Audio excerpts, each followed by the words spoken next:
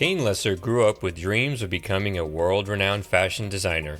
Though that desire never came to fruition, in her youth she modeled for local clothing stores and malls, and has grown an impressive fashion collection that includes over 400 pairs of shoes. She graduated with a degree in law and practiced briefly in the areas of divorce, family, and bankruptcy. Ms. Lesser relocated to Austin, Texas from Minneapolis, Minnesota in August of 2017 during Hurricane Harvey and, as she likes to quip, she took the city by storm. Since her arrival, she has not only engaged herself in the literary community, but has supported the Austin music scene with her live music photography. Her latest novel is The Angel's Revenge.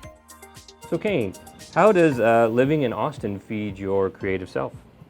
I moved down here for the music. Living up north in Minneapolis, it's a very stoic community, I would dare say, so I was looking for a little more adventure, and I consider a person who's had my share of adventure in my life, but I was very much driven by the music scene here in Austin, and I think Austin didn't fuel it, at least not from the very beginning. It was already on fire. So when I got here, it just fed it even more. Because having come here for the music, having already written 3 books where my protagonists and my characters are musicians, I find it probably more common on the real side. And what I mean by that is, I don't think the musicians here realize how many parallel lines can be drawn between actually writing a book and actually struggling to get music published. They are so very similar. So I would say that's probably, it was surprising to me to find that, and I think that's not only what I found in common here, but where I found the common bond as well. Music does seem to be such a big part of your life, so how does it help you get into your creative zone? So many different ways. You know, it really depends on my mood. I love cranking it up, and I do. I love music. It has been the blood coursing through my veins since I was a little kid.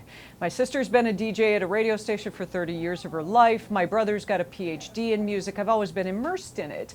But it really depends on the genre. For example, Chris Isaak was always there when my heart was broken when I was a young girl, or Brian Setzer, I've been a huge fan of for 30 years, actually ran into him in person. Big rockabilly fan. So it really depends on what mood I'm in. You know, some people have really heavy metal when they're in a really, really bad mood. Sure. I also think it probably really depends on what type of wine I'm drinking. But yeah, it really depends on my moods. Let's take a little left turn here. So does your family support your career as a writer? I will be completely candid with you, and the answer flat out is no. And probably, in fact, turn a very, very bad direction. I've never really been particularly close to my family.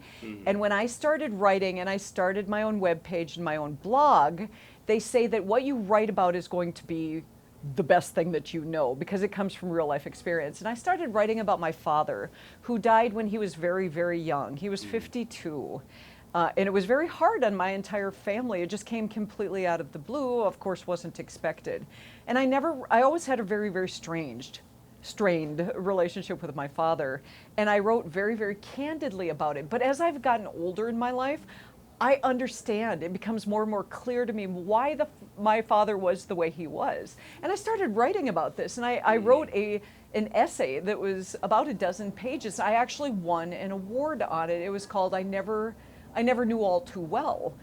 And my family had no idea that I had started writing. They didn't know I started a blog, and somehow they found out and they read this, and it incensed them, and effectively they have discluded me from the family because of it. So I have a very dramatic story to tell when it comes to my writing, is that it's given me an outlet to be very candid with a lot of feelings, I suppose, that I have challenged my entire life. And when I finally sat down to cut them all loose, you know, that was the reaction that I got. So it has been very interesting. Yeah, that's pretty funny. There are some writers that I've talked to, and I asked them if their family supports them, and a lot of them say that their family has never even read their work. Right. And so, and it seems to really break their heart. Yeah. You know, because you want to be accepted, you know. I almost wish mine Maybe hadn't support it. based upon the results, but Right. yeah, it's been a very unique ride. Right. That's certainly true. Right. What is the first book that made you cry? I do believe it was To Kill a Mockingbird. I was so moved by it, and I think it was because of Scout. Really, this tiny little character with such a pure way of thinking, I think it really spoke to me. And Gregory Peck was phenomenal. I still love him to this day in classic movies, but I think that was most compelling to me. Right. So mine was The Road by Cormac McCarthy. Really? And why did you like it? Now, when I tell people that, they're like, that's the book about zombies and the apocalypse. But the scene at the end where the father gives his son to the other family just killed me. It killed me. That Yeah, as a parent, it just killed. I just had sprung a leak on that one. That I can understand. Okay. Do you try to be more original or to deliver to readers what they want? Original. I'm going to do what I like to do with respect for everything and everybody around me. And I've always been okay with that. Understanding fully and being emotionally mature enough to know, you know what, some people are going to like that and some people are going to hate it. Good, bad, or otherwise, people will always remember me for something. I will always make an impression in people's minds, whether they walk away thinking I'm great or I'm the most horrific person on the planet. Everybody's going to have their own opinion, and I don't really think you could sway that. And I have no desire to try. All right, here's the part of the show where we do the lightning round of questions, which we stole from inside the actor's studio, which James Lipton stole from Bernard Pivot, who Pivot stole from Marcel Proust, and so on, and apparently goes on forever. What's your favorite word? Erudite. That's a good one, that's a good one. What's your least favorite word? Persnickety. One of them. What turns you on? A good smelling man. That's a very broad question. How do you answer something like that? I don't know. It's up to you. What turns you off? People who think they know everything. That's right. What is your idea of happiness? Pass. So many of them. I can't give one answer in that. There are many different things that make me happy. Sure. Who is your favorite author? Oscar Wilde. Oscar Wilde, good one. If you could be any character in a well-known novel, who would you want to be? I would want to be Miranda in The Devil Wears Prada. Nice.